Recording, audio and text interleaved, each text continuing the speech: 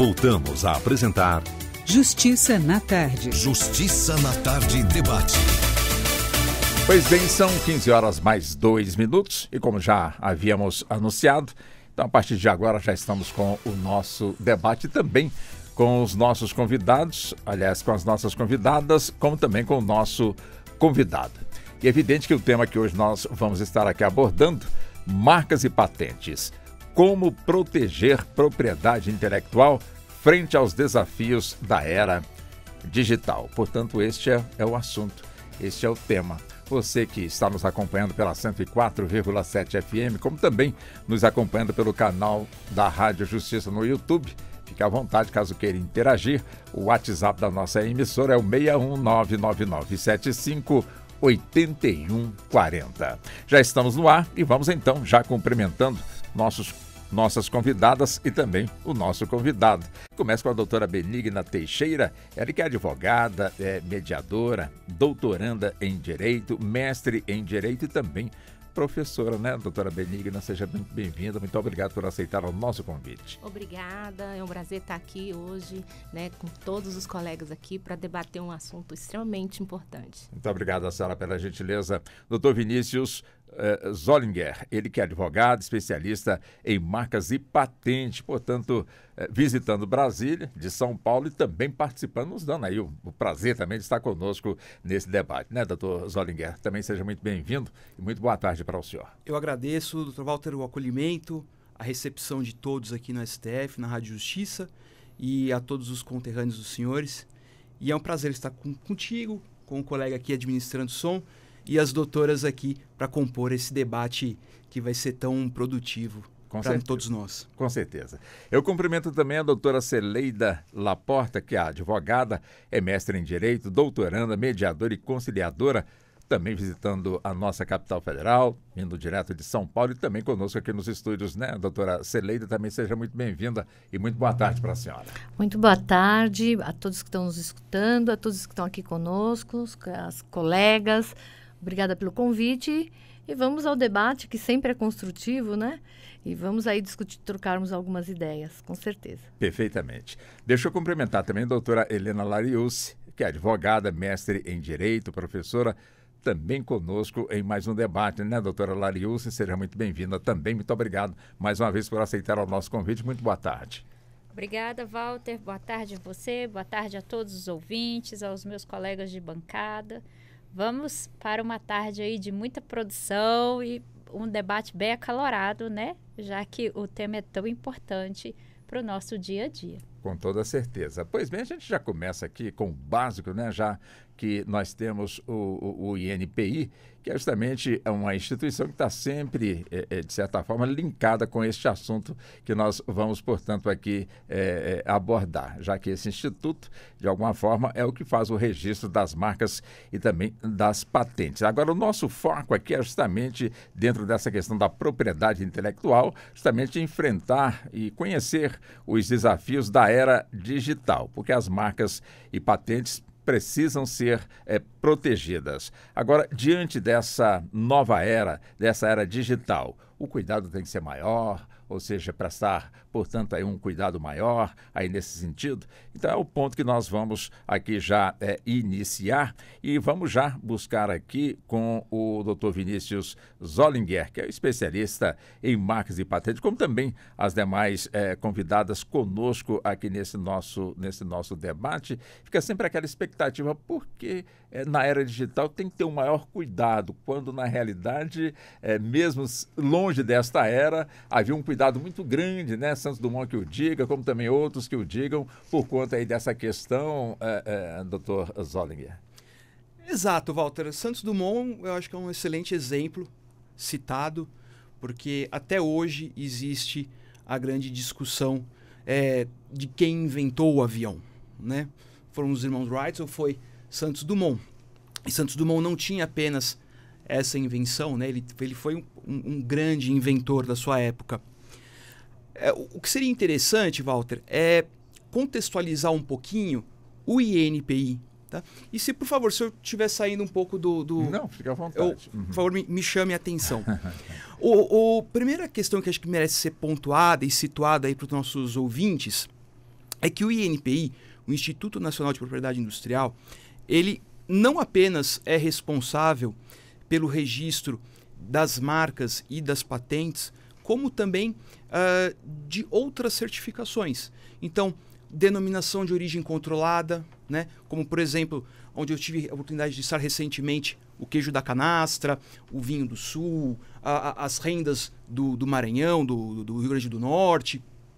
O INPI é quem é responsável por conceder o título de denominação de origem controlada, assim como também é responsável pelo registro dos códigos-fontes dos softwares e apps de celular, e também dos contratos de franquia e de tecnologia.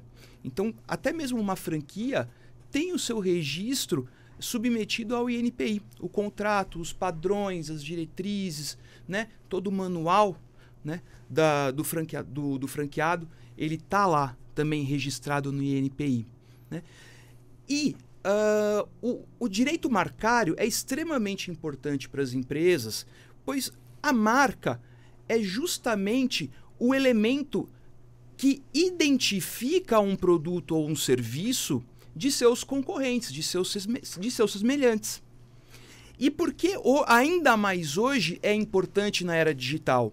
Porque a era digital, ela tem uma veiculação, ela tem um poder de circulação da informação que é muito grande. As coisas acontecem de forma muito rápida, de forma muito dinâmica na internet. Hoje nós temos não apenas sites, não existem apenas sites ou programas, mas também existem verdadeiros universos dentro da internet, que é o chamado metaverso, aonde as empresas, as marcas expõem produtos, estão presentes nesses metaversos, né? Em websites, em grandes plataformas digitais. Né? Então, para evitar um problema de uso indevido de marca, ou vamos um pouco mais além da propriedade industrial, vamos para a propriedade intelectual, que é o direito autoral dos artistas, né? Para defender esse direito autoral, na internet, a veiculação de shows, de imagens, de figuras importantes, de figuras públicas, é que se faz necessário a observação do direito da propriedade industrial no âmbito digital. Esse é o principal ponto, de se defender de uma veiculação indevida. Entendi. Doutora Celeida, só para avançar um pouco mais também nessa questão, também gostaria de ouvir a senhora, já que o tema é realmente palpitante. Sem dúvida. E ainda mais no aspecto que nós estamos vivenciando esses últimos 2 anos, especialmente esse último ano, em relação à inteligência artificial generativa, né? O ChatGPT, por exemplo, que é a possibilidade, hoje que você tem uma inteligência que gera textos, hoje você tem inteligência artificial que gera imagens, e aí caímos nessa discussão de quem é a propriedade intelectual daquele texto, quem é a autoria ou aquela imagem, que hoje nós temos isso acontecendo de forma bastante... Se discute muito um tema que nós chamamos de ineditismo criativo, né? Quanto é inédito essa criatividade que a inteligência artificial hoje está trazendo, ou através da inteligência artificial generativa, que se gera textos, de quem é a autoria, e quanto é inédito as imagens geradas por uma inteligência artificial que gera imagens. Sabendo que essas inteligências, né, generativas, elas foram treinadas até 2021 através de dados que tinham em toda a internet, através de imagens que tinham na internet. Então, elas criam em cima de uma criação humana, vamos dizer assim. Então, o direito hoje, ele, no que tange como estava falando o Dr. Vinícius, né, positivar sobre marcas, patentes, propriedade intelectual nesse novo cenário digital é um grande desafio. Nós estamos falando de um novo ecossistema, né? E que temos que descobrir como que todo o nosso direito e todo o nosso arcabouço legal vai conseguir regular ou se novos regulamentos deverão vir. No aspecto, por exemplo, de inteligência artificial, nós estamos com projetos de lei aí, 2 projetos de lei encaminhando para sabermos como que será regulamentado pelo menos a nível de principiologia e conceito dessas tecnologias, e eu acredito que depois virá a regulamentação específica sobre propriedade intelectual, direito de marcas, porque hoje uma inteligência artificial cria uma marca, cria um texto, cria uma imagem, né, que foi feita a partir de dados, de imagens humanas, que nós humanos, vamos chamar assim, né, desenvolvemos e que estava disponível na internet. Então, sem sombra de dúvida, nós temos grandes desafios pela frente aí. E aí eu já vou aproveitar, fazer o meu link, e acredito que a doutora Benigna também, como mediadora, depois pode complementar, da área que nós atuamos bastante, né, doutora, que é trabalhar de forma preventiva em relação a eventuais conflitos através de um método autocompositivo, uma mediação, antes de judicializar. Porque nós vamos ter, já estamos tendo, uma judicialização bem significativa em relação a esses temas, né, que nós estamos falando aqui. Sim. E que ainda temos muita coisa a ser regulamentada, né? Então, acho que a mediação, né, doutora, ela pode vir, especialmente nesse momento, como um mecanismo bem que vai auxiliar bastante aí todos esses impactos aí que nós vamos sofrer. Como a senhora foi citada, doutora doutora. Então, por favor. É verdade isso, porque o que acontece, né? O que foi colocado aqui pela doutora Celeida, que realmente a inteligência artificial, ela está mexendo com todos, né? E você produz realmente pela inteligência artificial o slogan, uma frase, a marca, né? E muita gente não tem noção, né, da avalanche de problemas que podem vir daqui para frente, né? E a gente olhando assim um pouquinho para um mundo mais assim para a rotina, o que a gente pode observar, né? Pessoas que ficam muito preocupadas, por exemplo, de criar uma marca no Instagram, cria a sua marca no Instagram e esquece que é o essencial criar realmente a marca onde deve ser criada, registrada devidamente, que é no INPI.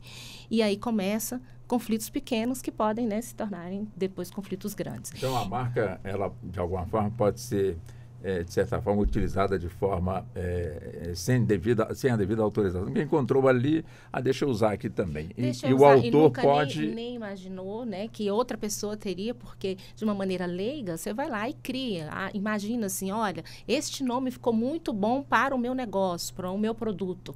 E cria no Instagram o nome. E, de repente, o dono daquela marca, né, aquele que registrou no INPI, peraí, você está usando a minha marca. E o que acontece? Acontece que, se você usa uma marca que já é registrada, você vai pegar os consumidores da marca realmente registrada. Então, isso já é um conflito. Então, isso é um conflito, nem é o preventivo. Você já entra no conflito já que é realmente do embate para evitar um processo judicial e que a mediação também é bem colocada aqui. Então, quando vai ter, né, essas ideias da marca de você, olha, que lindo esse nome, o primeiro lugar que a pessoa precisa procurar é no INPI, para saber se existe ou não existe aquela marca, né, registrada no INPI antes de você registrar, por exemplo, em alguma rede social. Então, primeiro ponto, antes de você lançar o seu produto, antes de você lançar o seu negócio. Então, primeiro ponto a dizer isso aqui. E o que a doutora Celeida disse aqui é o preventivo, a necessidade de se ter, portanto, o advogado aqui desse lado, na construção do seu negócio, do empreendimento. Por quê? Porque você tendo esse advogado do preventivo, é ele que vai auxiliar, inclusive, no nome, no registro da marca. Então, tudo isso é muito importante para todos os ouvintes, assim, que não são, principalmente da área jurídica, saberem que, olha, às vezes as pessoas estão utilizando um nome que já está registrado no INPI. E que isso, ela vai receber uma notificação do verdadeiro dono da marca. Interessante, né, doutora Helena? Porque, evidentemente, que com o avanço da tecnologia, muitas pessoas, de repente, podem até estar imaginando, bom, eu crio, então, a minha marca, enfim, utilizando, portanto, essa tecnologia da internet, coloco ali e, de repente, eu coloquei e subentendo que é minha, que eu não preciso registrar no INPI, porque já está aqui, registrado, já consta aqui.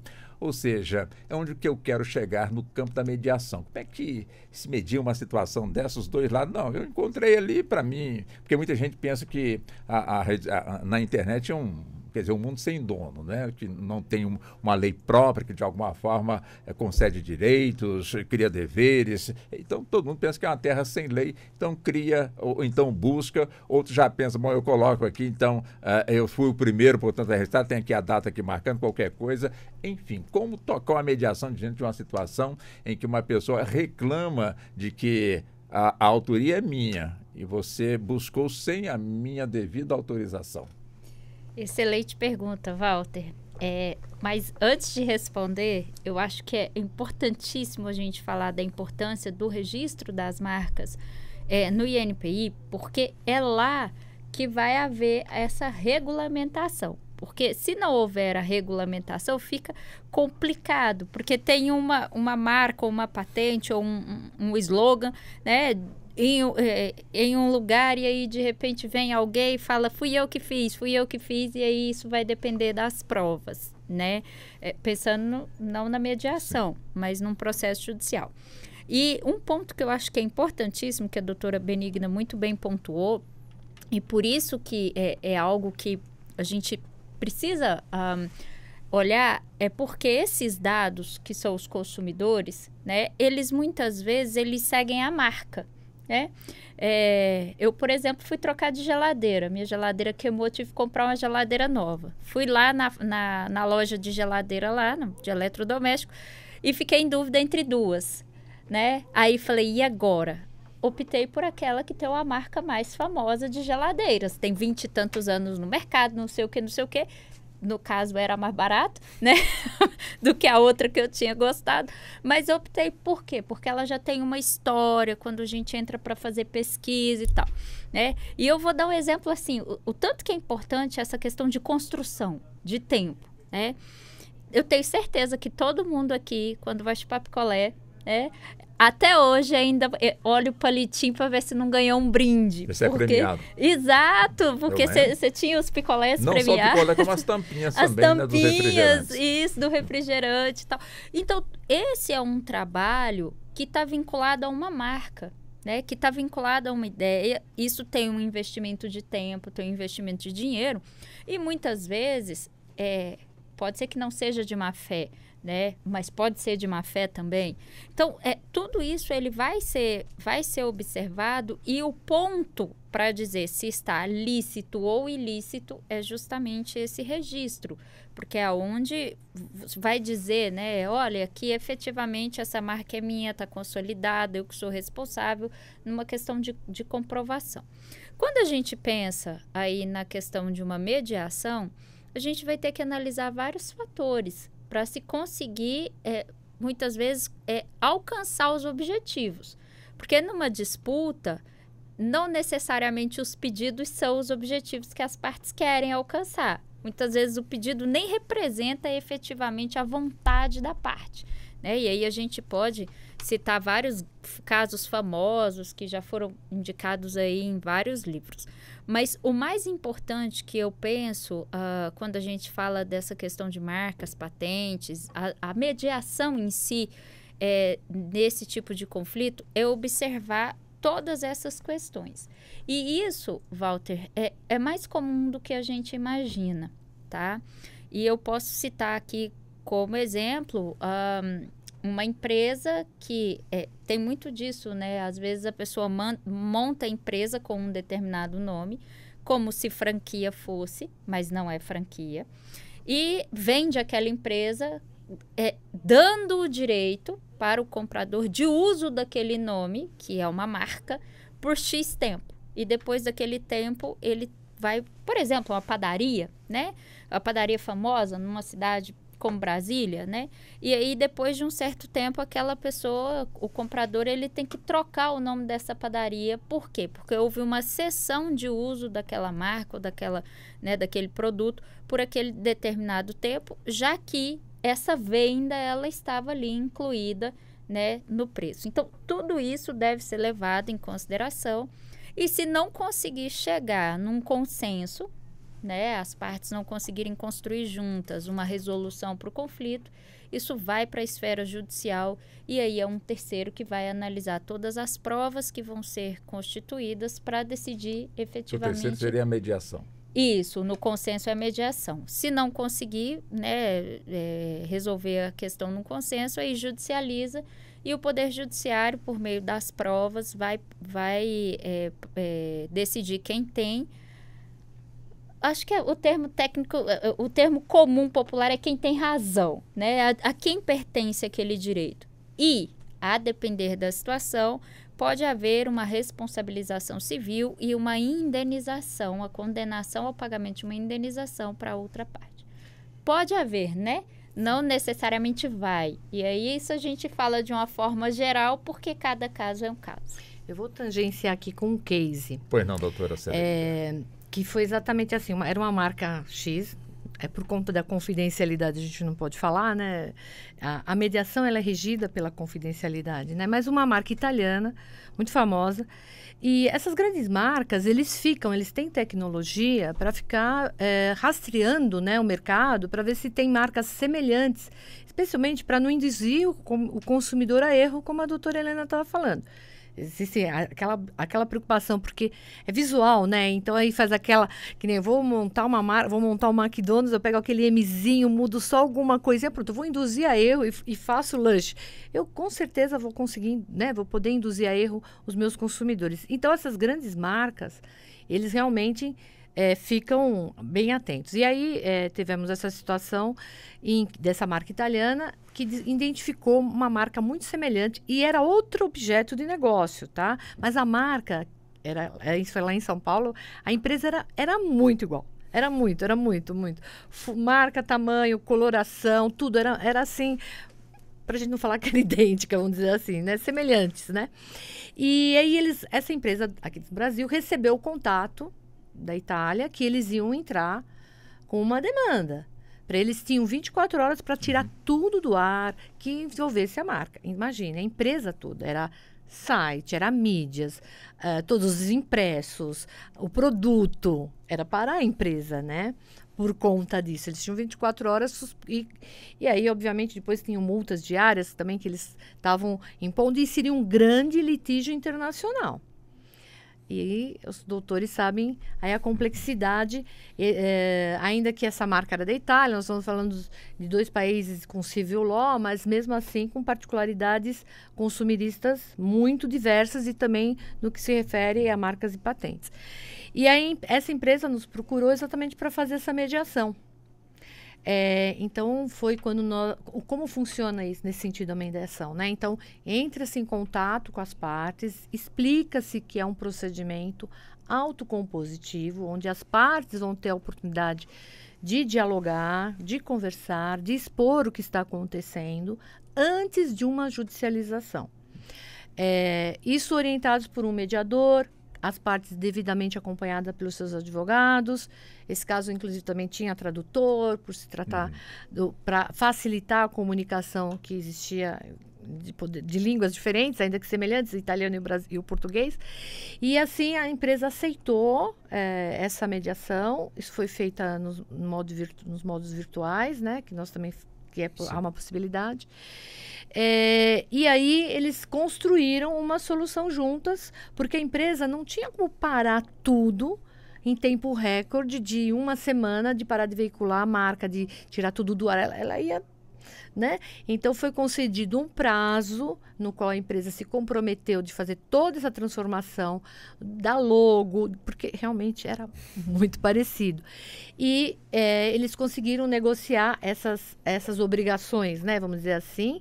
E a mediação ela traduz nesse acordo, em que as partes se comprometem, cada um, a fazer alguma coisa. Então, vamos dizer assim, a empresa italiana se comprometeu a não seguir com o processo judicial e etc.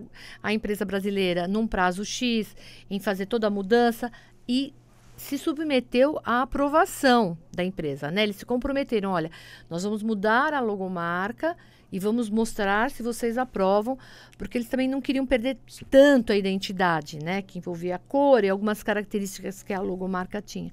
E assim se foi, com várias reuniões, eles chegaram no consenso em relação a tudo isso e deu certo, né? Evitou-se o quê? Sim. Um grande litígio, talvez que se arrastasse há anos, com custas bem complexas, vamos dizer assim, né? Quando estamos falando de litígios internacionais, evitou que a empresa talvez até tivesse que interromper sua operação, né? Interromper a sua operação. Então, a gente aproveita para dar esse destaque das oportunidades preventivas, especialmente nesse aspecto, que nós estamos falando aqui de direito digital, especial aqui, marcas e patentes, mas tem uma série de outros impactos também, que o que nós pudermos evitar, né, e tratarmos aí de forma em que traga essa autonomia de diálogo, de comunicação. Claro, muitas vezes você precisa fazer provas, você precisa de uma perícia, como a gente também você pode trazer isso diante de uma mediação, mas você evita um segundo estágio aí, você traz efetivamente o que nós chamamos da multiportas, né, de oportunizar as partes. Pois não, doutor Zornig.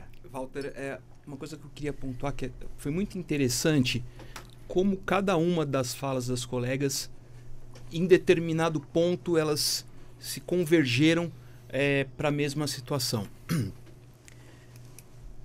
Seguindo aqui o que a doutora Benigna falou, né, e também, primeiro, o que a Celeida falou também agora, e depois a parte da mediação da doutora Helena, o que acontece? A nossa legislação e as legislações que seguem o Protocolo de Madrid, o Protocolo de Madrid, que é o tratado internacional que regulamenta a questão do direito marcário, tá? Através da OMPI, que é a Organização Mundial de Propriedade Industrial, tá? Prestigia o princípio da anterioridade. Para os nossos ouvintes aí que não são do ramo, o que isso significa? Significa que quem primeiro requerer o registro da marca, ele vai ter a sua titularidade, vai ter a sua prioridade. Lógico, existem discussões a respeito, existem ações, existem exceções. Vamos seguir aqui a regra geral mais básica, né? Então, a regra geral é o princípio da anterioridade. No caso, aqui eu não conheço o caso da doutora Celeida, não sei se houve boa fé ou má fé por parte da empresa brasileira, né? E venho de encontro com o que a doutora Benigna falou. Muitas vezes você cria a marca e você nem imagina que tem uma outra empresa com a mesma marca. Então, não estamos nem falando aqui de grandes marcas. Podemos falar de marcas locais. Um restaurante local, um varejo local, um prestador de serviço local. Eu me deparo muito com isso. Uma empresa no Rio Grande do Norte passou a utilizar uma marca de forma local de uma empresa também local, só que do Rio Grande do Sul.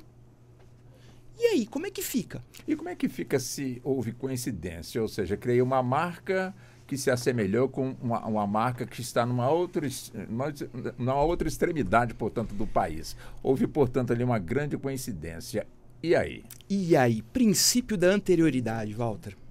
O princípio da anterioridade. Mas esse princípio da anterioridade, é o que rege... se o senhor me permite. Claro. Já que temos o INPI, evidentemente que são milhares e milhares de solicitações de registros. Quer dizer, o fato de dar entrada solicitando, portanto, a prioridade, ou solicitando, portanto, a patente, já é um motivo suficiente antes da determinação, portanto, do INPI, olha, realmente essa marca aqui, ou então essa patente pertence a X. Porque uma coisa é registrar, dar entrada, portanto, no pedido. Outra coisa é esse pedido ser atendido? Como é que fica? Perfeito, perfeito, Walter. Excelente pergunta. Pelo princípio da anterioridade, passa a ter direito à marca quem primeiro protocolar o pedido junto ao INPI. A data quando você fizer um protocolo de pedido de registro de marca, de concessão de patente, de concessão de denominação de origem controlada, um registro de um software ou de uma franquia, ou de uma transferência de tecnologia, o que vai valer é a data mais antiga de protocolo. Tá? Por mais que os comércios, os serviços, sejam locais e que realmente e efetivamente, por mais que os nossos nomes sejam idênticos, um não vai interferir no comércio do outro. Mas a nossa legislação marcária e o INPI, a competência é federal. Então, nós não podemos usar de alguma maneira a desculpa do que eu não sabia, eu não conhecia. É um dever de todo empreendedor, de todo empresário, seja uma grande empresa, seja uma empresa individual, seja um microempresário, consultar sempre os profissionais ou consultar o site do INPI. Todas essas informações são públicas. Para acessar o INPI e requerer um registro de marca, por exemplo, não precisa ser advogado. Não precisa ser cadastrado no INPI. A própria parte pode requerer. Entendeu? Então, é uma obrigação. Quando esse cuidado não é tomado, a gente começa a esbarrar nos problemas que as doutoras trouxeram para nós. O conflito. Por quê? Porque o nosso direito marcário, a nossa legislação, ela é objetiva. Tem direito à titularidade da marca aquele que primeiro der entrada no protocolo, que primeiro distribui o pedido, como queiram chamar. Né? Então, isso é muito importante. E essa complicação aumenta quando a gente fala no mundo digital. E mais ainda, quando a gente trata de um assunto que a Celeida trouxe, quando a gente está falando de empresas em países distintos.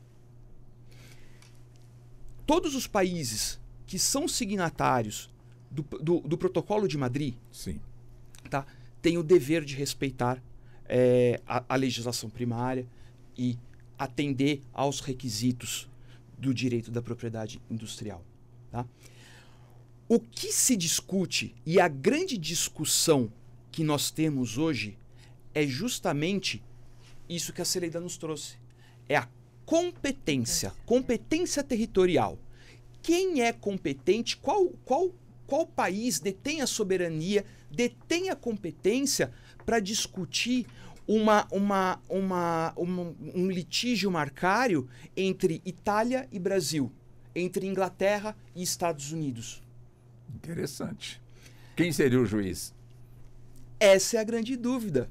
Esse é o grande questionamento dos profissionais, dos atuantes nessa área. E já temos situações, de alguma forma, precisam desse enfrentamento? Um monte, infinitas já tem. Já temos muitas situações como essas. Tanto que hoje nós já temos aí autores e projetos nesse sentido de se criar... eu vou usar uma analogia, tá? Como se fosse um tribunal de Haia. Sim. Não tem nada a ver. Sim. Tribunal de Haia é um tribunal penal para julgar crimes de guerra, mas é um tribunal que ele foi criado pela ONU, onde os países signatários se comprometeram a se subjugar à jurisdição do Tribunal de Haia. A ideia do direito marcário, quando a gente fala em casos como o que a Celeida trouxe, de empresas em soberanias distintas, é justamente criar, através da OMPI, que é o Escritório de Marcas e Patentes da ONU, criar, então, um tribunal competente para julgar essas causas. Principalmente os casos em que ocorrem dentro da internet, dentro do metaverso. Não só no letreiro físico, na placa física, na roupa que é produzida com um símbolo, com elemento nominativo, figurativo, mas sim também coisas que ocorrem dentro dos ambientes virtuais, né? Hoje a gente tem ambientes virtuais que vão desde de relacionamentos até jogos, passando por N situações, né? Por N qualidades de ambientes, né? Ambientes que realmente simulam uma sociedade. E aí a pergunta, qual é o país soberano em relação a esses ambientes virtuais, onde a empresa, na verdade, é constituída nos Estados Unidos, mas o servidor que roda o sistema fica na Europa, e o usuário está na América do Sul, e o conflitante está na Oceania? Deixa eu saber da doutora Benigna. Você teria a resposta, doutora Benigna? Deixei logo a pior pergunta para ela. Vamos lá. Essa foi a pior pergunta. Essa foi a pior. Porque realmente essas questões complexas, né, a gente realmente fica sem resposta. Então, acho que quando a gente está diante desse tipo de cenário, a gente fica muitas vezes ali tentando delimitar e procurando os protocolos internacionais para ter ali uma, vamos dizer assim, orientação para que você consiga resolver aquele conflito. Mas o mais importante, como a gente está falando de autocomposição, está falando da mediação, a mediação, ela fura fronteiras, né? Então, assim, é uma linguagem universal. Sim. Né? E a prática da mediação, ela é feita da mesma forma que ela é feita aqui no Brasil, ela vai ser feita nos Estados Unidos, que na verdade a gente, né, se espelhou na mediação de negociação de Harvard dos Estados Unidos, e a gente vai observar que essa base de negociação, de mediação, ela vai ter em todos os países que aplicam a mediação. E você falando da OMPI, que é a Organização, né, Mundial de Propriedade Intelectual, orienta, faz lá, assim, uma força, né, no sentido de, olha, tem conflito, leva para a mediação. A própria Organização Mundial de Propriedade Intelectual, ela tem uma forte orientação neste sentido, de levar os conflitos para a mediação. Tanto é que existe um quadro de mediadores da OMPI. Né? Tem esse quadro de mediadores em que, quando se tem esses conflitos complexos, conflitos internacionais, você vai buscar a mediação na OMPI, né? Infelizmente, isso, vamos dizer, aqui no Brasil, né, nós tínhamos aqui, acho que até 2017, salvo engano, ficou tinha um centro de soluções de conflito de propriedade intelectual, que era uma conjugação ali da OMPI com o INPI.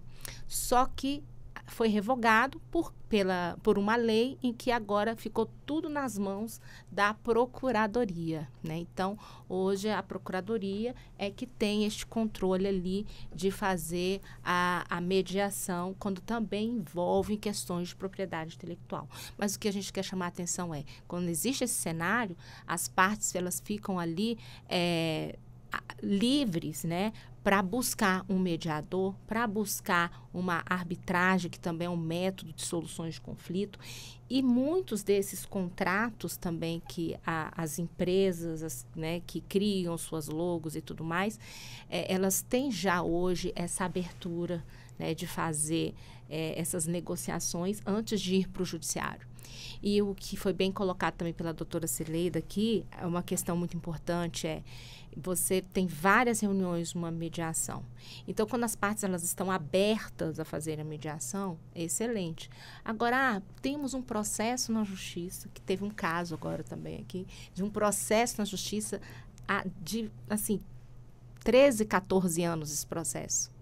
Um conflito, assim, de empresas bem instalado. E aí, será que eu posso tirar esse processo e levar para uma mediação? Sim, eu posso. A lei diz, a qualquer momento eu posso levar para uma mediação. Então, a gente faz o preventivo, né?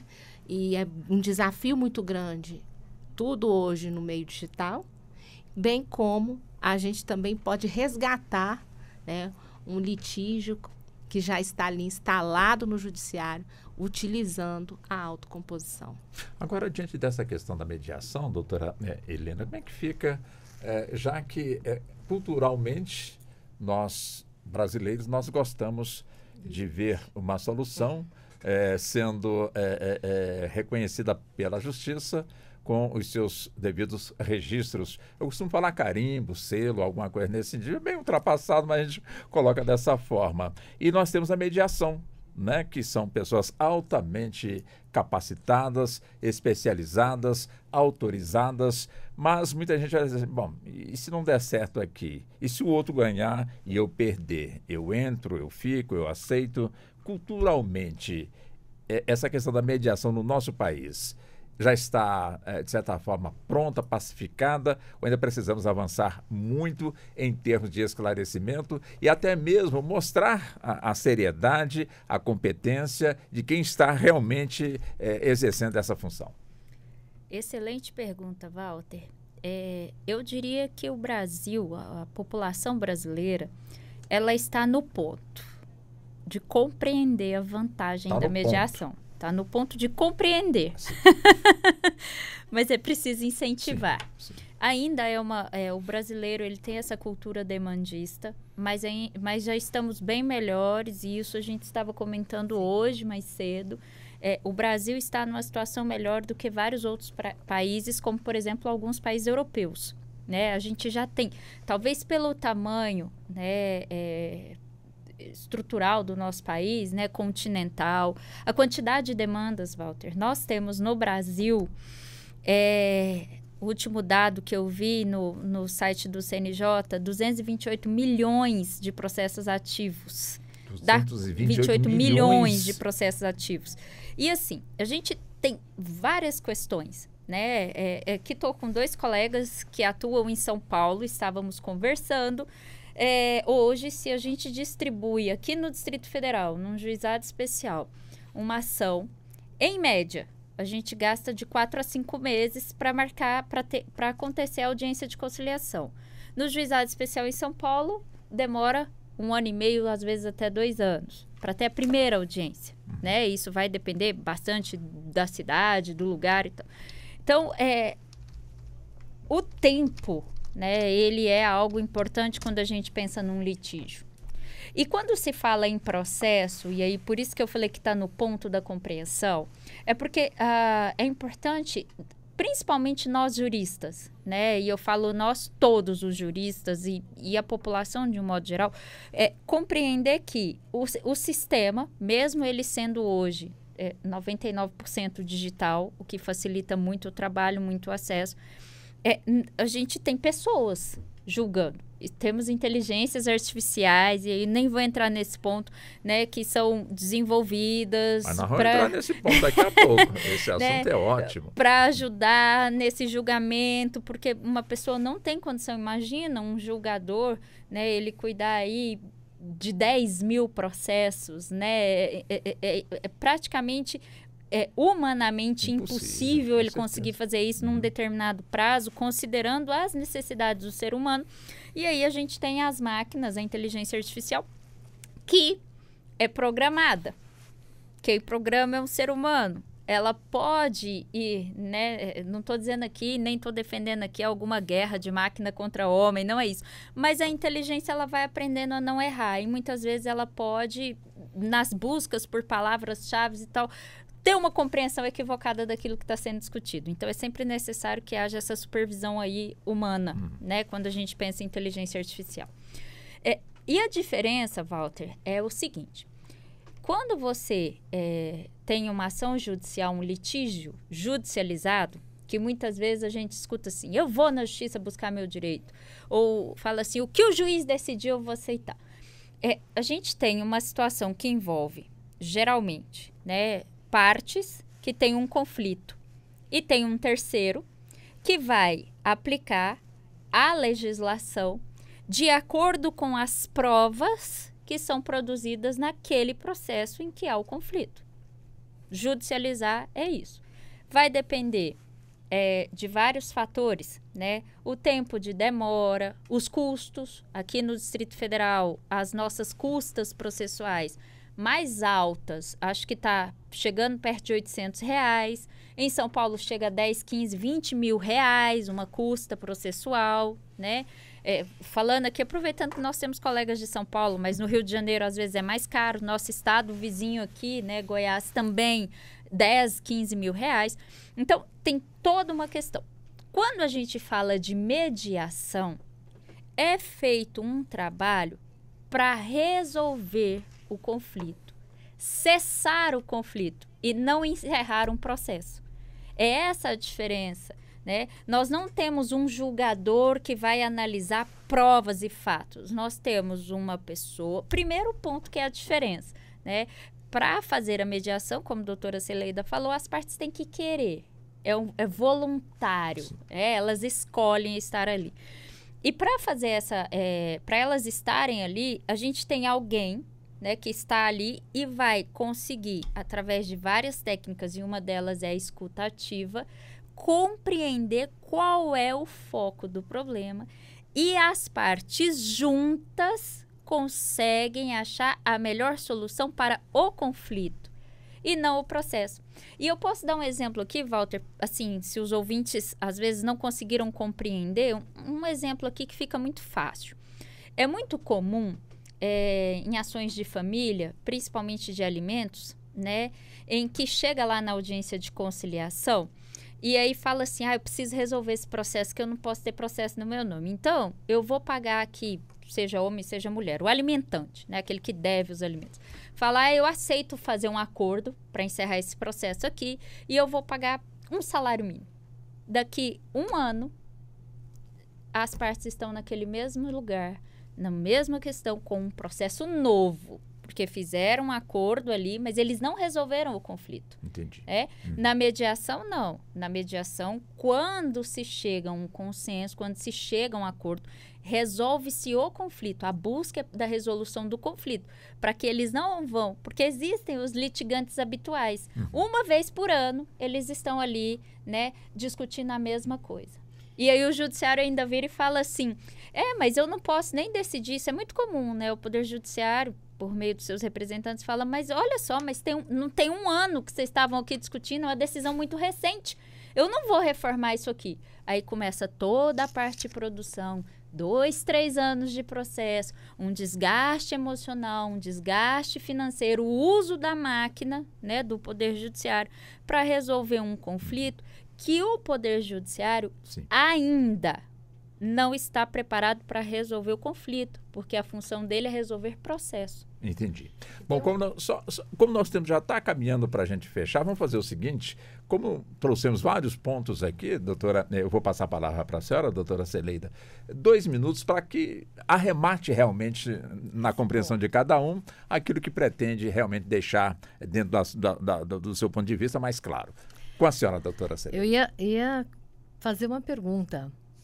A senhora tem 2 minutos para fazer à vontade. Walter, você prefere resolver um problema, né, em que você decidiu como fazê-lo, ou que alguém resolva para você, que te obrigue a fazer da forma que essa terceira pessoa acha que é melhor? Acho que eu. Então é isso. A mediação que a doutora Helena estava trazendo, a doutora Benigna, ela é isso. Ela te dá essa autonomia de você, junto com a outra parte, fazendo, obviamente, concessões mútuas, né? Essa linha, e ajustando, de você poder construir como eu quero pagar, quando eu quero entregar, o que eu vou fazer, do que um terceiro que vá...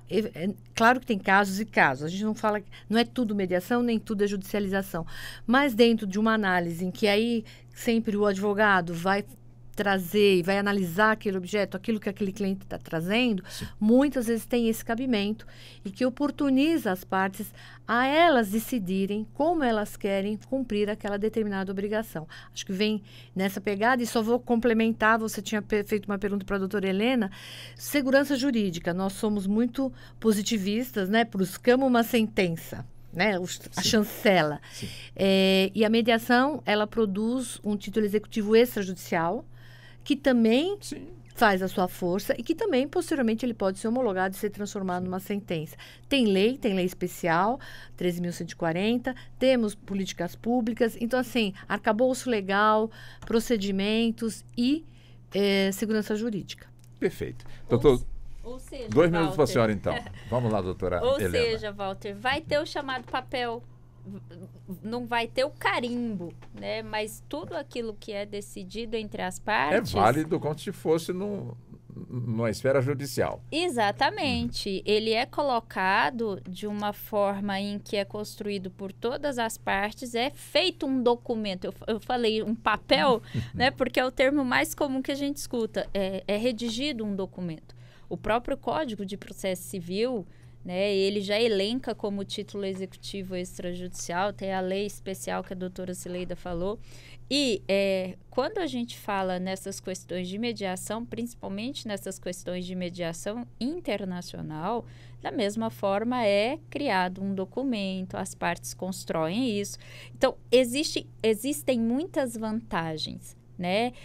Não é porque não está dentro do Poder Judiciário, apesar de existir mediação no Judiciário, tá? Que não tem o mesmo peso e a mesma validade. Pois não. Doutor Zollinger, também os 2 minutos, por favor, para o senhor arrematar os temas aqui já abordados. Obrigado, Walter.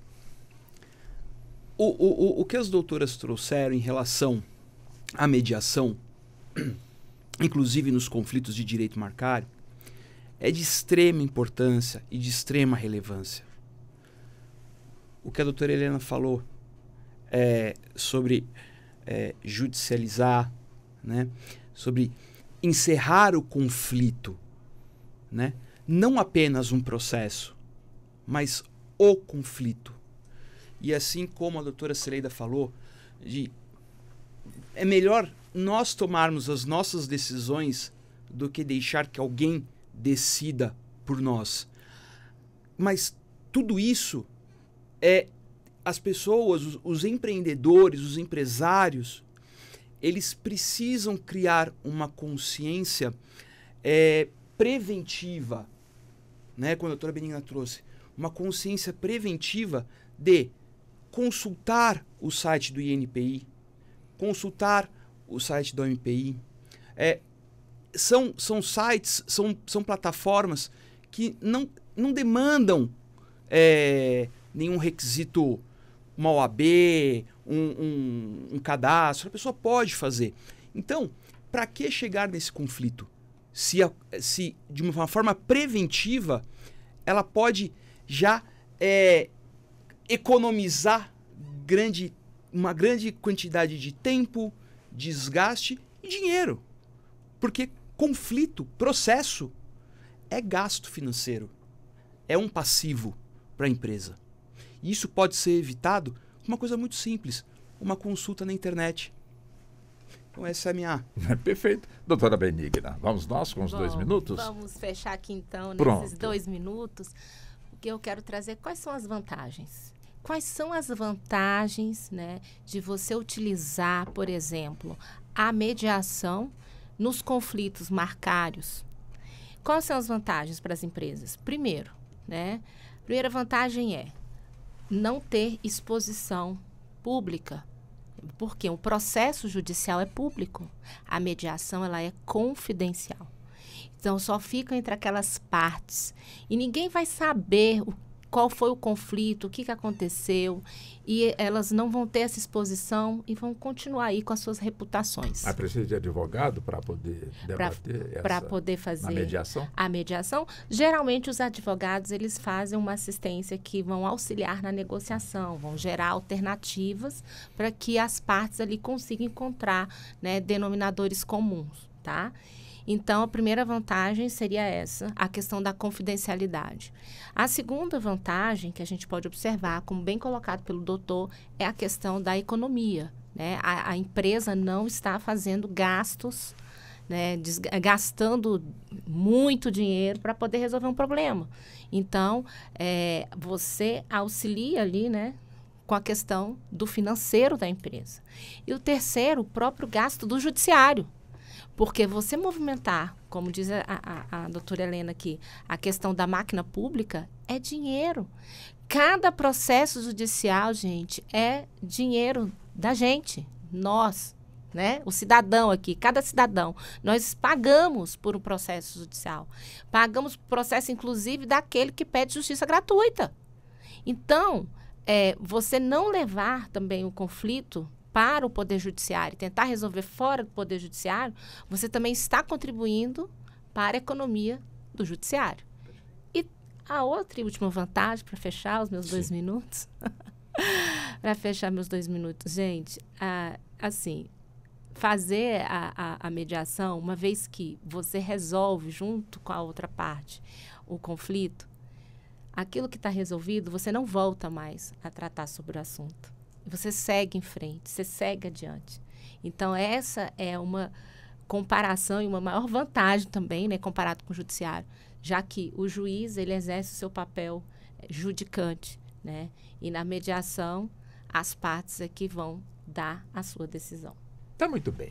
Nós vamos fechando então aqui, peço licença às senhoras, ao senhor, para que possamos ir ao nosso intervalo, questões de minutos, já nós vamos retornar e temos mais 1 hora para que possamos então avançar neste tema tão importante, principalmente quando nós vamos voltar no que a doutora Helena disse, meu Deus do céu, ou seja, inteligência artificial, e é nesse ponto, viu, doutora Helena, nós vamos voltar.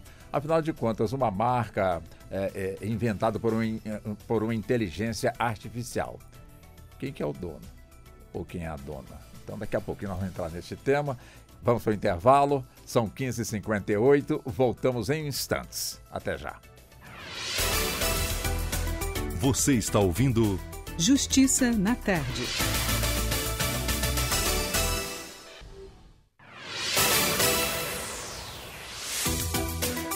Voltamos a apresentar Justiça na Tarde. Justiça na Tarde Debate. Pois bem, estamos de volta, são 16 horas mais 4 minutos. Já estamos entrando na segunda hora aqui do nosso debate. Hoje o debate está voltado aí para as novas tecnologias, focando acima de tudo marcas e patentes. Já tivemos aqui uma primeira hora bastante rica em informações, esclarecimentos, pontos para que possamos avançar também em outros debates. E nós estamos hoje aqui com nosso convidado e também nossas convidadas, como a doutora Helena Lariucci, que é advogada, mestre em Direito, professora, doutor Vinícius Zollinger, ele que é advogado, especialista em marcas e patentes, a doutora Celeida Laporta, que é advogada, mestre em Direito, doutoranda, mediadora e conciliadora, e a doutora Benigna Teixeira, que é advogada, mediadora, doutoranda em Direito, mestre em Direito e também professora. E vamos então prosseguir. Eu gostaria que a gente entrasse um pouco mais nessa questão da inteligência artificial, que já foi posto aqui na primeira hora do nosso programa, para que possamos avançar um pouco mais, evidentemente sempre focando aqui no nosso assunto, que é justamente essa questão, né, da importância em épocas atuais de se registrar as suas marcas nessa era digital. E, evidentemente, que são inúmeras aí as informações. Afinal, uma marca ou então uma frase de efeito que a inteligência artificial, de alguma forma, ela produziu. Por que não também, aí, enfim, um texto, acho que se brincar, até um livro também é capaz da inteligência artificial produzir. E aí, quem seria o autor? Quem seria o pai dessa criança? Quer dizer, já é possível, dentro do que nós estamos no campo da compreensão, ter uma resposta em relação a essa questão, ou é uma questão muito nova, agora que está iniciando, portanto, a provocação? Deixa eu buscar esse assunto com a doutora Celeida. Atualmente estamos ainda, quando nos deparamos hoje já com esses tipos de problemas, demandas, né, nos socorremos à nossa legislação vigente, né? Marco Civil da Internet. Mas era capaz disso? Desculpe? O que nós se temos a nossa hoje legislação é capaz de dar uma solução? Ainda não. Não sei se socorre a legislação vigente para tentar fazer algumas conduções.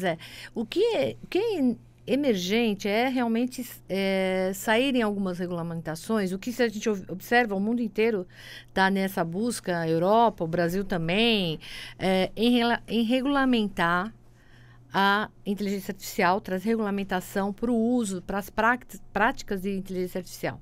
Porque a coisa começa um pouco antes, né? Quando você desenvolve uma inteligência artificial generativa, por exemplo, um chat GPT ou qualquer outro que seja que gere imagens. Hoje você gera imagens, hoje você gera filmes, hoje você gera livros, hoje você gera muita coisa, vamos dizer assim, através dessa tecnologia. O fato é essas tecnologias têm que ser embarcadas com algumas premissas de ética, de supervisionamento humano. Então, isso tudo precisa ser feito através de regulamentação. Porque hoje não se tem ainda regulamentação especialmente para esses desenvolvimentos, né? Então, por exemplo, na Europa, eles estão já há uns bons tempos buscando, né, a União Europeia, a regulamentação. Eles ainda não têm ela pronta, mas recentemente, por exemplo, saíram algumas medidas para que as Big Five, que a gente chama, a Amazon, as grandes Apple, os grandes Google, os grandes desenvolvedores aí e detentores dessas tecnologias e armazenamentos, saíram algumas diretrizes, vamos dizer assim, na União Europeia, em que, por exemplo, se eles quiserem ver como que foi desenvolvido aquele software, aquela tecnologia, eles têm que demonstrar, porque hoje são grandes caixas pretas, vamos dizer assim, que você não sabe como que foi feito. Então, porque quando nós nos deparamos com um problema, por exemplo, de marca, de um livro, um direito autoral, um direito, né, em que, poxa, isso fui eu que criei. E aí você fala, não, mas foi feito pelo chat GPT. Né? Ele fez um livro, aí você fala, não, mas isso aqui está exatamente igual ao meu livro, né? Ou então essa imagem, porque tudo que é criado por essas inteligências, vamos dizer assim, especialmente a generativa, ela é feita através de uma base de dados enorme, que até 2021 foi treinada. Tudo que tinha na internet foi treinado e colocado. Então, tudo que tinha de imagem, de banco de textos, de tudo. Então, quando nós utilizamos essas tecnologias, socorrem esses grandes bancos de dados, que foram informações desenvolvidas por donos dessas imagens, donos desses textos, vamos dizer assim. Então, hoje ainda, a corrida realmente é em trazer uma regulamentação, especialmente também para trazer essas premissas de como toda essa tecnologia tem que ser embarcada, com ética, com princípios, com obrigações, e eu acredito que a União Europeia que está um pouco mais avançando, e eu acredito que a hora que seguindo a ideia da LGPD, né, a GDPR, da propriedade da Lei Geral de Proteção de Dados, acho que nós vamos seguir a mesma linha. Assim que a União Europeia sair mesmo com essas premissas, essas diretrizes prontas, acho que o Brasil vai seguir um pouco nessa linha. Porque seguimos aquilo que nós estamos falando, de quem é essa criatividade?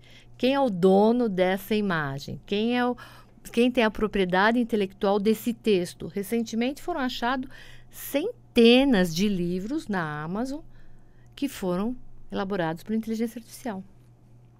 Né? Então, essa é a dicotomia, né? Que nossos grandes desafios, grandes quebras de paradigmas que nós temos em relação e a tecnologia continua andando, né? E continua avançando, e novos bancos de dados são treinados, novas imagens são trazidas, novos conhecimentos são colocados. Então, hoje, a sociedade passa uma discussão, nós temos uma discussão intensa sobre o uso da tecnologia de forma ética e responsável. Eu acho que nós vamos chegar nesse ponto, né? Doutor, nessa linha de raciocínio da doutora Celeida, doutor Zollinger, quer dizer, a inteligência artificial, então, fez a produção, livros, enfim. Quer dizer, eu vou, então, com o material, vou até o INPI para registrar como se eu fosse, portanto, aí o autor. O INPI já está em condições, de alguma forma, de avaliar que ali partiu de uma inteligência artificial ou que vale realmente a palavra de quem está buscando esse registro? Só para eu pontuar uma coisinha aqui para os nossos ouvintes, toda a parte de registro de livros, tá? Ela tá ligada à Academia Nacional de Letras. Tá? É mais direito autoral do que direito marcário. Sim. Tá? Quando a gente fala em direito marcário, o INPI hoje ele não tem condições de fazer uma avaliação se foi utilizada inteligência artificial, assim como hoje, quando você vai fazer o registro de uma obra literária, tá? Não existe uma avaliação. Lógico, existe uma ferramenta, existem ferramentas de plágio que vasculham plágios, e essas ferramentas estão sendo lançadas agora já com tecnologias para verificar se aquela determinada literatura, obra literária, vamos chamar assim, porque daí pode ser né, científica ou literária, ou literatura, se foi utilizado ou não inteligência artificial generativa. Tá? O INPI especificamente não, porque nós já levamos ao INPI a imagem pronta, o processo pronto. Né? Então, se foi utilizada inteligência artificial ou não, o INPI não consegue fazer essa análise. Tá? Já na questão do direito autoral, sim, já existem aí mecanismos de verificação de plágio. Tá? E esse ponto é muito interessante, a quem pertence essa obra, quem é o criador? Porque, na verdade, nós, seres humanos, damos a instrução para a máquina do que nós queremos e a máquina produz. Então, hoje nós já também temos autores da área do direito. Né? Nós temos hoje um engenheiro de prompt. Engenheiro né? de prompt, exatamente. Que faz toda a programação dessa inteligência, né? E aí a gente tem uma coisa que depois a senhora pode falar muito melhor do que eu, que é a questão do machine learning, que é quando a própria inteligência artificial, ela mesmo se estuda e ela mesmo se aprimora em camadas de escrita que, assim, nós humanos nem conseguiríamos acessar. Ela evolui, então. Ela evolui por si só. É que tem uma consideração interessante, né? A inteligência Doutora artificial, ela, quando você está falando no machine learning, né? nesse reconhecimento e acerto, nós, humanos, quando erramos, nós entendemos que erramos, né? Mas você vai lá, colocou tal peça em cima de um lugar errado, ele caiu. Você fala, poxa, não é para colocar dessa forma, é dessa outra forma. Quem garante que da próxima vez você vai colocar exatamente da forma correta? Não, você vai errar, com certeza, ou vai acertar. No caso da inteligência artificial, que na realidade, por trás disso, você tem algoritmos, né? Você tem fórmulas estatísticas. Isso, o que ela faz quando a gente fala de machine learning? Ele errou, ele aprende e ele não erra mais. Porque aquele aprendizado, ele já está armazenado. Então, se não é para você... Se hoje a gente observar o que nós temos de robótica e de processos automatizados, não é uma coisa fantástica. Então, por que o robô vai lá e faz o carro e coloca lá, o braço do robô coloca a peça no lugar certo e não erra nunca? Se ele errar uma vez, ele vai aprender que é com aquele erro e não vai errar mais. Né? Então, muitos paradigmas e muitas coisas que nós temos ainda para vencer. Mas eu queria acrescentar uma coisa interessante em relação aos produtos hoje, vamos dizer assim, de inteligência artificial generativa para imagem, textos, como a gente queira, né? Tem que tomar muito cuidado. Aí agora o nosso olhar de advogados, né? Quando se usa um aplicativo, vocês têm que olhar os termos, né, e condições de aceite. Porque hoje tem muitas, não vou citar aqui nome, mas, por exemplo, grandes plataformas de inteligência artificial de imagem, por exemplo, lá no termo de aceite, sabe aquele terminho que fala, se aceita, você vai dando clique e tá tudo certo? Ele já deixa que tudo que for gerado através daquilo, o direito autoral é da plataforma. Ah, entendi. Então, tem que estar muito atento também com o uso da tecnologia em relação aos termos de aceite que estão embarcados ali naquele produto. Porque, de repente, você gerou uma imagem, você falou assim, olha, monte uma imagem de uma criança navegando em mares calmos. A inteligência artificial vai montar essa imagem. em segundos para você. Várias, e você escolhe, você aperfeiçoa. É assim que funciona, por exemplo, a imagem. O resultado dessa imagem, ela é inédita?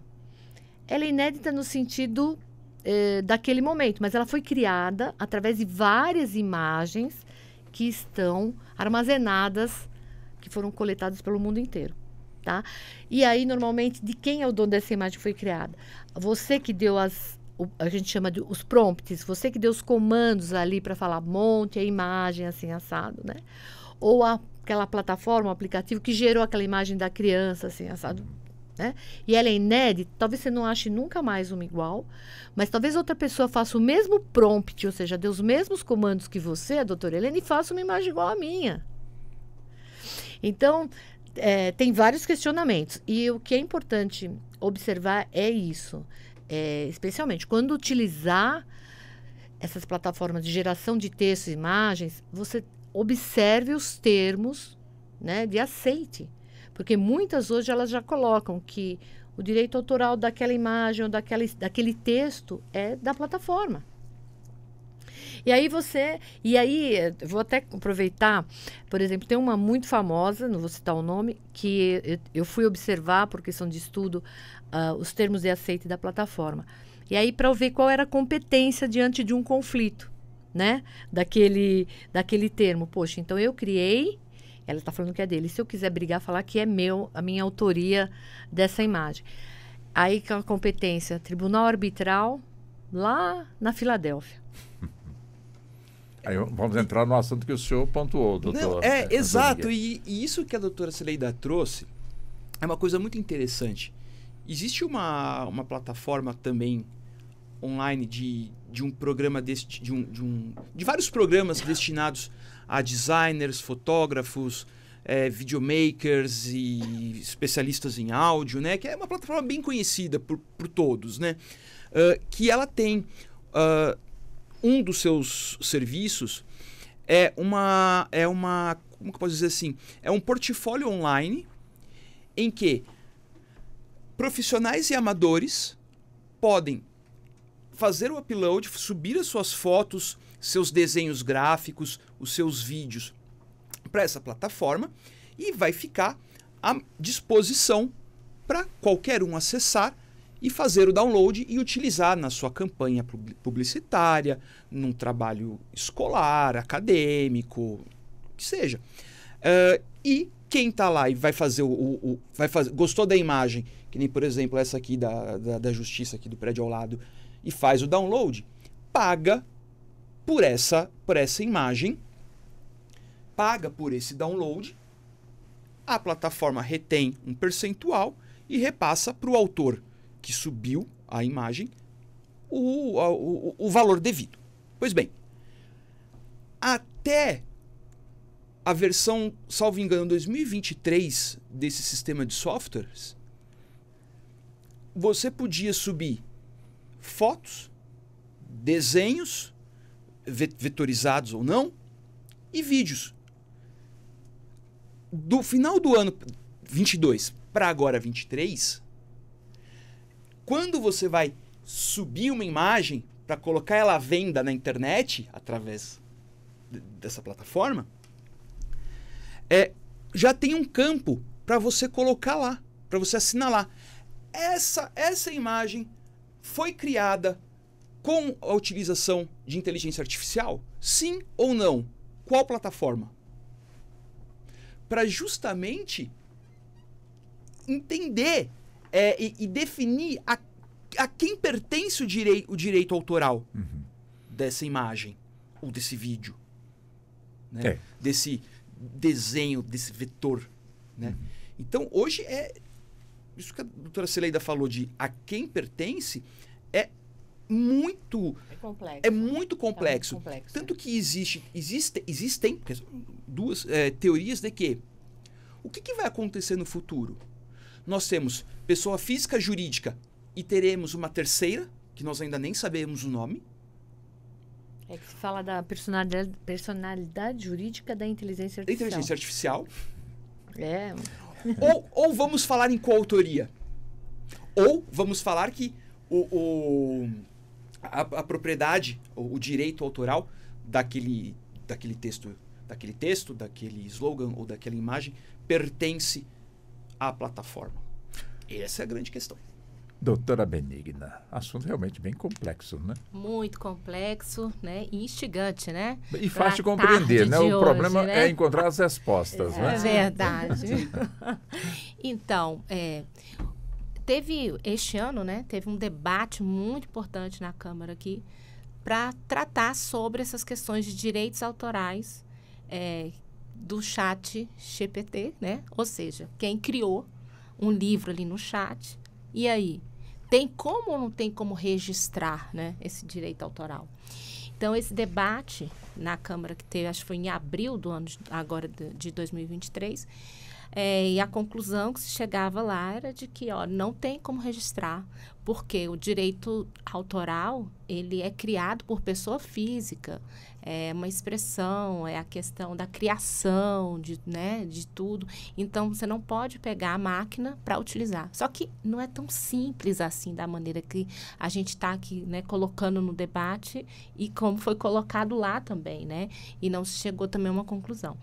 E a gente também está tendo, não tem nem um mês, a gente já está tendo um grupo de juristas para reformar o Código Civil de 2002. E essa reforma do Código Civil de 2002, que a gente tem grandes juristas, inclusive assim, com visões contemporâneas, progressistas, que com certeza vai tocar em vários assuntos ligados à questão, né, da inteligência artificial. Então, o nosso, né, vamos pensar aqui no novo Código Civil, vai também trazer soluções para essas questões que a gente está debatendo aqui. Muitas questões vão ser, eu acredito que vão ser tratadas no Código Civil. Várias questões, né? Então, quando a gente fala da imagem, né? Quando a gente fala desse registro criado pela própria tecnologia, como é que vai ficar nessa questão da lei civil para compreender com outras leis que devem ser criadas? Porque nós aqui do Brasil temos essa visão positivista e tudo funciona aqui se tiver de acordo com a lei. Tudo é de acordo com a lei, né? Tudo é assim. Porque, como até você mesmo colocou aqui, a internet, o pessoal acha que é terra de ninguém e que a gente pode fazer tudo, mas não é bem assim que funciona. E o Código Civil, que vamos dizer assim, a lei mesmo principal, da lei civil, vamos dizer assim, é ele que vai trazer parâmetros em que as outras leis vão complementar ali nesse nosso sistema. Então, eu acredito que com essa reforma do Código Civil, complementando com novas leis que vão tratar da inteligência artificial, já fazendo também, né, vamos dizer assim, inspiração com outras leis que vão vir de fora, que já está sendo tratado, eu acredito que a gente vai ter uma regulação melhor e maior a respeito da inteligência artificial. Doutora Helena, a senhora que, evidentemente, né, também estuda muito aí essa questão da inteligência artificial. E tem gente com medo, né, do avanço da inteligência artificial, principalmente no campo já do trabalho, onde algumas profissões já estão sendo substituídas pela inteligência artificial, que não deixa de ser também um ponto de preocupação. É verdade, Walter. E a gente tem visto muita reportagem, né, nesse sentido da substituição, mas em compensação tem se criado também em muitos campos, como, por exemplo, o engenheiro de prompt, que a doutora Cileida aqui falou. E é interessante quando a gente fala na inteligência artificial, e no bloco passado eu falei para a gente não ficar com medo, né? Daí, até Exterminador do Futuro, lembrei o nome do filme, né? Que a inteligência, a doutora Cileida muito bem falou que ela aprende consigo mesma, né? E por isso a necessidade das regulamentações, porque a gente, como foi muito bem dito pela doutora Benigna, nós somos um país positivista. E a gente não pode esquecer que a ideia da inteligência artificial não é substituir o ser humano, é ajudar o ser humano nas lidas do dia a dia. E estou usando assim, né, doutora? um linguajar bem tranquilo, né? Começa assim, nas né? lidas do dia a dia. E alguns direitos, Walter, fundamentais, algumas garantias fundamentais, elas devem ser sempre preservadas, né? Como, por exemplo, a dignidade da pessoa humana, a não discriminação de raça, sexo, né, religião. E nesse ponto é extremamente importante a questão da privacidade, né, da não violação à privacidade, do acesso à justiça. Tudo isso são garantias fundamentais que elas devem ser respeitadas, mesmo que estejamos falando em inteligência artificial. E eu dou um exemplo aqui para vocês. Dou vários. Tem uma inteligência artificial específica num país europeu, do leste europeu. Eu não me lembro agora qual é, Suécia, eu acho, em que a inteligência artificial foi a responsável pelo suicídio de uma pessoa. Ela induziu um ser humano a suicidar. E ele foi ficando deprimido, o cidadão, né, que usava aquela inteligência, ele foi ficando deprimido, puf, suicidou. E quando foi feito, né, a pesquisa pela polícia, a investigação, percebeu-se a indução da inteligência artificial por ela mesma. Óbvio que quem montou o programa foi um ser humano, né? E que a ideia do ser humano por trás daquela inteligência artificial não era levar ninguém ao suicídio. Mas por quê? São algoritmos, né? E eles evoluem. Quer dizer que é ruim? Não. Só é preciso usar com parcimônia, né? Ter uma certa noção, não acreditar 100% naquilo, como se aquilo fosse 100% certo, que foi o que a doutora Celeida falou, né? Muitas vezes, colegas advogados usam a inteligência artificial para fazer peças, é preciso olhar e ver a adequação, porque como a inteligência ela é criativa, ela cria por meio de informações da internet, ela monta um quebra-cabeça e aquilo pode virar um Frankenstein que não existe. E isso dá uma confusão. Um julgado, por exemplo, ela pode pegar um pedaço de um julgado aqui, um pedaço de um julgado para construir a sua tese jurídica e, de repente, você vai consultar, não existe aquilo. Né? E aí tem, óbvio, consequências em relação a isso. Então, é por isso que é necessária essa supervisão. Um outro exemplo, essa específica, acho que é da Suécia, não tenho certeza, foi desativada. Essa inteligência artificial foi desativada. Tem uma na França que eles estavam utilizando a inteligência artificial para a identificação de possíveis criminosos. De repente, viu-se que a inteligência estava ficando racista, né? Então, pensa, mas como um computador, inteligência artificial é um computador, né? Como é que ela fica racista? Por conta desta questão da evolução, porque ela tem padrões que ela vai seguindo dentro daquilo que ela espelha da programação. Então, é importante a gente, né, a inteligência artificial ela veio como uma forma de auxiliar, não de substituir, né? E ela deve haver uma regulamentação para evitar que haja prejuízos nessas garantias fundamentais, né? Principalmente essas que eu citei aqui no início da minha fala, que elas são essenciais. E para finalizar, eu falo do acesso à justiça, né? Porque o acesso à justiça, no meu ponto de vista, e a gente falou muito no bloco passado sobre mediação é uma forma de acesso à justiça, né?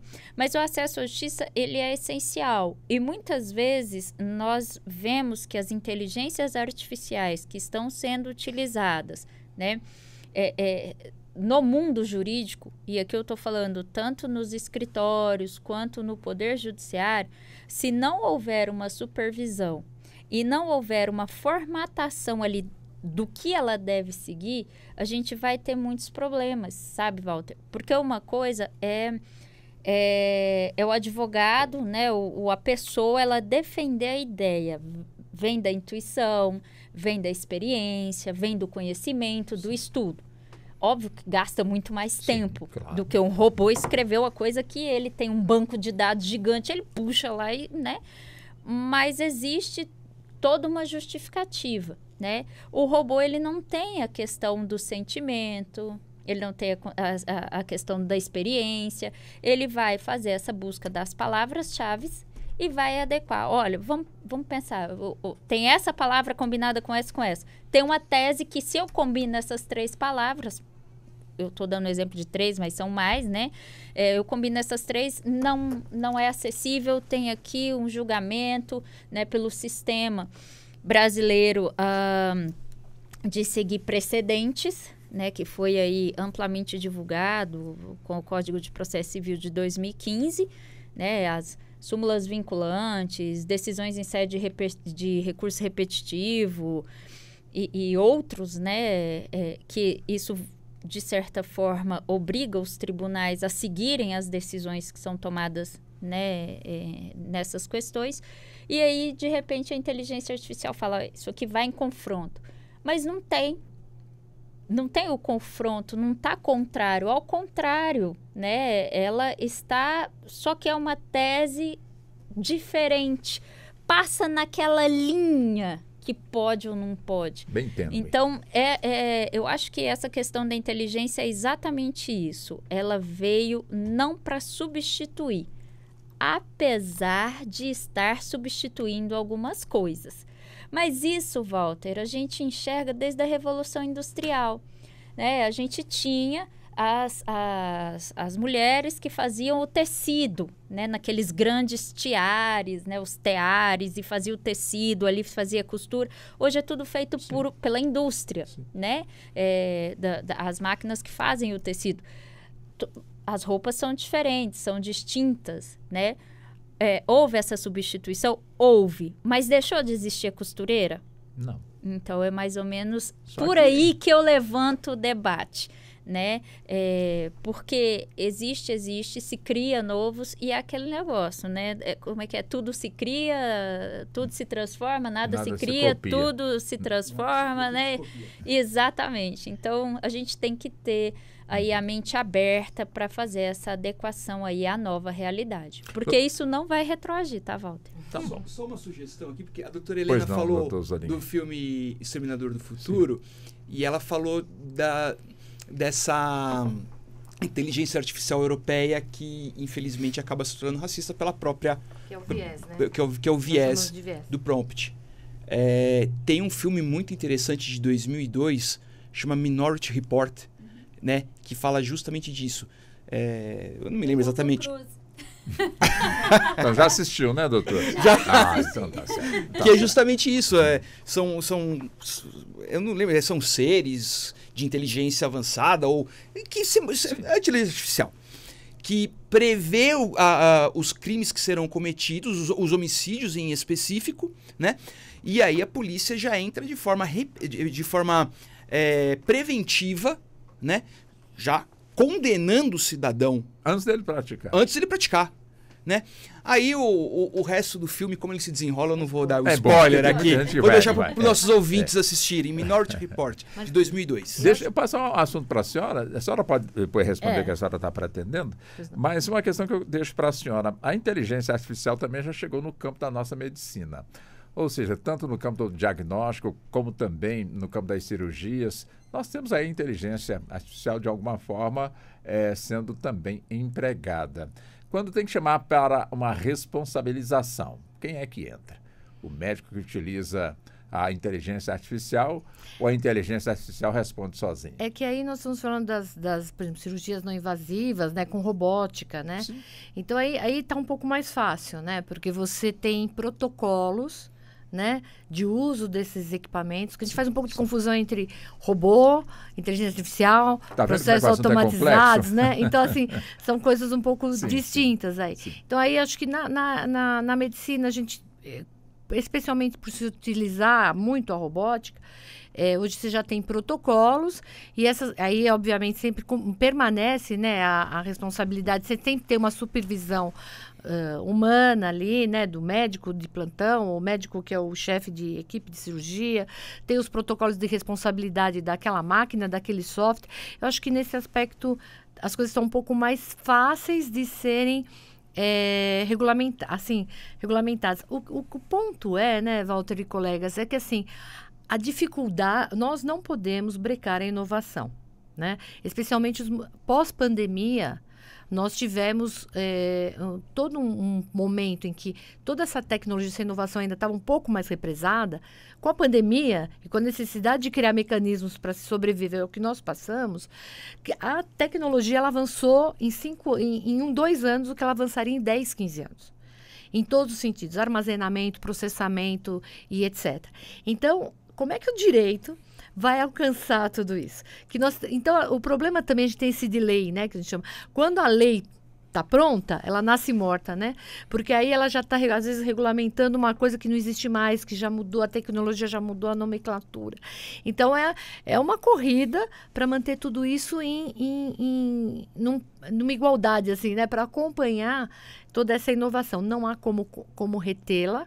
Não há como chegar e falar, parem. Recentemente, não sei se vocês acompanharam no primeiro semestre, por exemplo, Elon Musk, houve um movimento tipo, não, vamos fazer todo mundo, vamos parar de desenvolver inteligência artificial generativa. Que é, né? Houve essa intenção. E não vingou, porque as empresas continuam desenvolvendo. O fato é que realmente é isso que nós precisa regulamentar premissas que que tenhamos as garantias. As garantias fundamentais estejam ali, a ética, como eu tenho falado, né? A gente fala muito do ethic by design, né? Então, ser tudo embarcado com ética. Então, quando a tal empresa fizer o tal produto, a tal inteligência artificial, vamos dizer assim, ou a tal robô que utiliza ou não a inteligência artificial, ela tem que ter protocolos, ela tem que seguir alguns regulamentos. E só para complementar, então, aí que a doutora Helena estava trazendo, que é muito importante, que a gente fala, é o conceito do viés. Que uma inteligência artificial, ela pode ser discriminatória, ela pode tomar decisões errôneas. Por quê? Porque ela foi treinada, às vezes, numa base de dados com viés, ou o algoritmo tem viés. Então, vou dar um exemplo para vocês. Por exemplo, uma grande plataforma X, isso é um caso também que foi bem esclarecido, fazia um sistema de recrutamento e seleção de profissionais, utilizando inteligência artificial. E foi treinado numa base de dados com determinadas informações, certo? E nas informações dessa base de dados tinham lá, por exemplo, mulheres, quando ficam grávidas, têm a licença maternidade e trabalham, ficam X meses né, pela licença. O que o algoritmo entendeu quando ele ia classificar um currículo meu ou do Dr. Vinícius? Ele olhava o meu e falava assim, mulher pode tirar mais 6 meses de licença, vai trabalhar menos. Então, eu vou contratar homem. Esse é o viés. Esse é o problema que a gente tem em relação também à inteligência artificial na base de dados em que ela foi treinada ou no algoritmo que foi desenvolvido. Esse caso, o algoritmo, quando os humanos lá, os nossos programadores fizeram o algoritmo, eles que colocaram lá, olha, se a pessoa trabalhar menos de 1 ano, não contrata. Só que olha o viés, olha a discriminação que aquela ferramenta estava fazendo na contratação, só contratando homens, com todo respeito, doutor Vinícius, mas em detrimento a uma informação discriminatória. Então, esse é um grande problema, que embate aí, você estava falando em relação às profissões, às contratações, etc. E que também há de ser resolvido, volto a falar, com ética embarcada no desenvolvimento desses produtos, para que não tenha viés, nem tanto no modelo, né, vamos dizer assim, na base que foi treinada, quanto no algoritmo que tenha sido criado. Esse caso aí, por exemplo, tem vários casos, por exemplo, nos Estados Unidos também, em que por plataformas com inteligência artificial, na área criminal, usaram alguns requisitos que saíam prendendo pessoas que não tinham absolutamente nada a ver, porque tinha viés. Ou viés em relação à raça, ou viés em relação à opção sexual, ou vieses... Aí você tem uma série de coisas. Então, nós estamos diante aí de uma situação que não tem como frear. A inovação, ela não tem como ser parada nesse momento, ela continua a passos largos. E o direito e a sociedade têm que correr atrás para... o direito no seu aspecto de positivar, regulamentar e trazer a segurança jurídica sobre tudo isso para nós enquanto sociedade. E a sociedade também para ter responsabilidade no uso de toda essa tecnologia que está chegando. Importante, doutora Benigna, é que esse assunto está sendo debatido no mundo todo, cada um esperando quem é que vai fazer melhor, para de alguma forma ter ali uma base para poder também discutir, portanto, aí o seu. Quer dizer, isso de alguma forma não causa alguma insegurança, medo? Daqui a pouco vai ter gente que vai achar que, no caso, os robôs vão dominar realmente aí o mundo. Já tivemos filme também, como já foi dito aqui, insinuando mais ou menos nessa condição. Enfim, como, de certa forma, acompanhar esta evolução, evidentemente, entendendo perfeitamente o futuro que está sendo projetado para que o ser humano, de alguma maneira, possa ter no que essa inteligência está nos dando, para que possamos, de alguma forma, né, ter uma vida melhor, com menos doença, com mais oportunidades, com mais sossego, mais descanso. Não preguiça, mas desenvolver realmente aí a nossa inteligência com capacidade. Bom, Walter, é um desafio, né? Mas colocando um pouquinho de pimenta aqui em toda essa história que a gente está colocando aqui, quem alimenta a máquina? É o ser humano que alimenta a máquina. Essa inteligência treinada, quem coloca toda a informação, todos os dados, é o ser humano. Então, o ser humano tem a sua ideologia e coloca, né, por base da sua ideologia, esses dados na máquina. Então, quando a doutora Cileide coloca aqui, olha, a máquina, ela tem esses dados porque, olha o que aconteceu. Lá nos Estados Unidos, a pessoa com determinadas características, ela era presa, mas ela não tinha nada a ver com a história. Mas quem alimentou aquela máquina? Foi o ser humano. Então, tudo isso que a gente está falando de tecnologia e que a máquina, ela aprende, tudo vem da gente, de nós, seres humanos. Então, o controle de tudo isso é da gente. Então, e a gente aí volta para a questão, novamente, de ética, de questões, né, do bom convívio, da sociedade e de tudo mais. Então, a máquina, ela é alimentada pelo ser humano. Então, a gente que coloca o freio ou não nessa questão. Bom, o nosso tempo já está caminhando para fechar, né? Vamos fazer o seguinte, temos tempo aí bom. Acho que dá entre 3, menos de 4 minutos, para que cada um possa desenvolver, colocar aqui o que não foi colocado, que é muito importante, muito interessante, é um volume de informação muito grande. Eu começo com o senhor, viu, doutor Zollinger, né? Os menos de 4 minutinhos para a gente poder, de alguma forma, situar em tudo aquilo que nós pontuamos aqui e que, com toda certeza, com muita inteligência. Walter, em menos de 4 minutos, eu concordo em gênero, em número e grau com a doutora Celeida, no sentido de que hoje a inovação é um caminho sem volta, não tem como ser freado, né? Voltando um pouquinho para a minha área, que é marcas e patentes, né, e outros procedimentos juntos ao NPI, é importante que as empresas, os empreendedores, passem a adotar medidas preventivas na hora da criação da sua marca, seja com o auxílio da inteligência artificial, como a doutora Helena falou, né, numa criação de imagem, né, numa ideia para um logo. A inteligência artificial, de fato, como ela bem colocou, ela veio para nos auxiliar. O que vai acontecer no futuro, nos filmes ou na vida real, a gente ainda não sabe. Mas a nossa sociedade precisa ficar atenta, precisa adotar medidas preventivas para que se evite erros a serem cometidos, que se evitem conflitos futuros. Simples medidas, simples atos, simples atitudes pode mudar todo o nosso contexto no futuro. Prevenção é sempre o melhor caminho.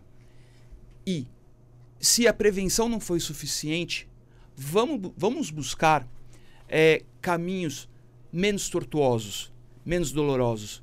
Vamos buscar os meios de autocomposição, vamos buscar dentro da autocomposição a mediação, a conciliação, a conversa, que é o que falta hoje, né? Para se evitar esses conflitos. E aí, o que vai acontecer no futuro? O futuro está guardado, né? Se nós teremos um tribunal internacional para discutir marcas e patentes, se nós teremos aí uma pessoa jurídica da inteligência artificial, todas essas são teorias que espero ainda vê-las em prática. Tá ótimo. Doutora Benigna, vamos nós também com... Fique à vontade nesse tempo entre 3 e 4 minutos, doutora Benigna. Tá ótimo. Seguindo aqui a linha de raciocínio do colega da questão preventiva, né, que é extremamente importante quando a gente vai falar de registro de marca, registro de patente. O Brasil, ele é extremamente rico nas suas criações. Então, a gente tem muito talento, né, pelo Brasil afora, nas criações de produtos, de criações, de designs, registro das questões das marcas dessas pessoas é extremamente importante. Só que não tem o quê? A consciência. Então, talvez o que eu vejo que é desafio hoje é você despertar esta consciência, né, nesses talentos, nesses empreendedores, e mostrar que não é só as grandes marcas que temos hoje no mercado que deve ter o seu registro e a proteção, mas que a deles, né, devem ser registradas para que no tempo tenha também essa projeção da maneira que é colocada. E essa projeção, ela começa, antes de você ir para o mundo virtual, ela começa no mundo físico, ela começa na criação daquele ser humano, para que depois ele coloque a máquina a seu favor. Então, quando a gente trata hoje, nesse debate aqui, extremamente rico, de várias questões colocadas aqui nessa mesa, e quando a gente fala de marcas e patentes, como proteger a propriedade intelectual frente aos desafios da era digital, é que a gente precisa fazer essa conjugação de que você começa no físico e vai para o digital, ou que se você cria no digital, é porque isso já veio do físico. Então, isso eu deixo como uma reflexão, né, para que todos os ouvintes, né, pensem bem quando a gente fala de proteção de propriedade intelectual, seja da pequena empresa para a grande empresa. Deixa eu buscar também a doutora Celeida Laporta. Doutora Celeida, fique à vontade também nesse tempo. Pois não. Sem sombra de dúvida, ótimos temas, né? Nós trouxemos aqui muita quebra de paradigmas, né? Que nós temos aí, muitas questões sem respostas. Eu acho, mas é esse o objetivo. Nós temos que trazer o tema ao debate. E se nós observarmos aqui a nossa linha de construção de tudo que foi falado, né? Falamos aí sobre direito de marcas, direito de autoria intelectual, propriedade intelectual, e depois aí pulsamos isso para esse ambiente digital, né? E trazemos aí todo esse modelo, essa inovação com a inteligência artificial, a robótica, a inteligência artificial generativa. E aí, bem como a doutora Benigna falou, gente, não tem como distanciar tudo isso do humano, né? E para o humano, nós precisamos de uma coisa muito importante, que é educação. Nós precisamos nos aprender, nós precisamos ser educados com ética, com respeito, com autorresponsabilidade sobre todo e qualquer ponto novo que nós tenhamos que enfrentar. Então, quando nós falamos que para tratarmos com uma mediação, eu tenho um problema em relação a uma marca que tem, a minha logo é igual, né? Começamos com essa temática. Autorresponsabilidade, ética, né? E muito importante se você quer trazer isso para um ambiente de uma mediação. Não é porque isso foi criado na inteligência artificial, os robôs vão substituir a inteligência artificial. Ética, autorresponsabilidade, educação. Então, acho que a gente está perdendo também um ponto muito importante, uma premissa de nós precisamos também nos educarmos para essa nova sociedade em transformação que está chegando. Nós observamos aqui um dos impactos, né? Nós colocamos aqui um farol em relação ao nosso objeto, marcas e patentes, como proteger a propriedade intelectual no mundo digital. Mas isso, se você colocar uma lente de aumento, nós ficaríamos aqui semanas discutindo. E, claro, todos nós como advogados, colegas, temos esse olhar com a preocupação da regulamentação, como bem trouxeram as coisas, somos muito positivistas, precisamos disso, o direito tem que acompanhar tudo isso, mas nós, enquanto sociedade, pessoas também precisamos fazer a nossa parte em nos educarmos, em termos autorresponsabilidade frente às situações que são apresentadas, e eu reforço, muita ética que está sendo esquecida em todos os conceitos, em todos os pontos, né? E aí eu acho que a gente consegue seguir. Perfeito. Doutora Helena Larios.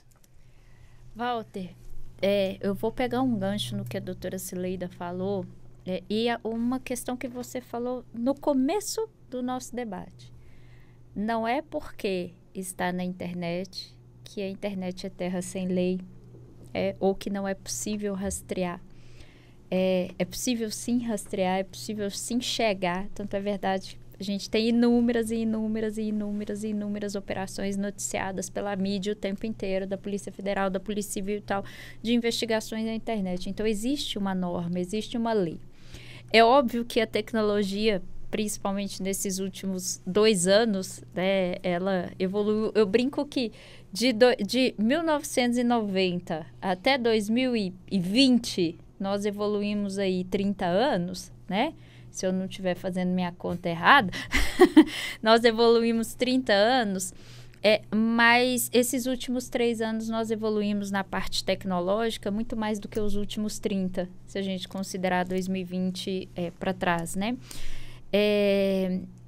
Mas a gente tem que sempre lembrar que existe um rastro, né? Existe um rastro, existe uma norma. Se a norma não existe, a norma, quando ela é feita, o que significa isso? A lei, quando ela é feita, ela está baseada nos princípios. E os princípios, eles podem ser utilizados até que o Poder Legislativo crie uma norma para cuidar daquilo. Né? Então, a gente não pode esquecer disso no momento em que a gente está falando de algo tão sério. É óbvio que quando a gente pensa numa discussão entre o direito privado, que diz respeito a questões, né, privadas, seja de pessoa física ou pessoa jurídica, a gente tem uma abordagem. Mas quando a gente pensa num direito público, uma política pública, né, um direito criminal, aí a gente tem que lembrar dessas questões. É necessário ter ética, é necessário ter compromisso, mas principalmente é necessário ter responsabilidade. Né? Porque a responsabilidade e a responsabilização ela é extremamente séria.